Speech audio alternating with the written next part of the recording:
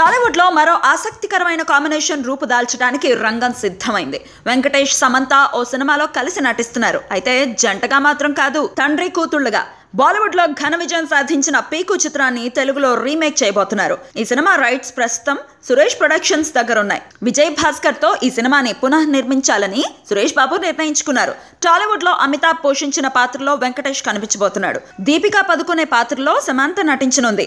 వెంకీతో కలిసి నటించడానికి సమంత ఉత్సాహం చూపిస్తోందని, ఆ పాత్రకు సమంత అయితేనే బాగుంటుందని సురేష్ బాబు భావిస్తున్నారట. అయితే ఎంత ఏజ్ పెరిగినా ఇప్పటికీ కుర్రాళ్ళగానే ఫీల్ అయిపోతూ ఉంటారు మన హీరోలు. అలాంటిది తండ్రి పాత్రకు వెంకీ ఒప్పుకున్నాడు అంటే నిజంగా హ్యాట్స్ ఆఫ్ చెప్పాల్సిందే. మరి పీకుగా వెంకీ ఎంత హంగామా చేస్తాడో, ఆ రీమేక్ కి విజయ్ భాస్కర్ ఎంత న్యాయం చేస్తాడో వెయిట్ అండ్ సీ.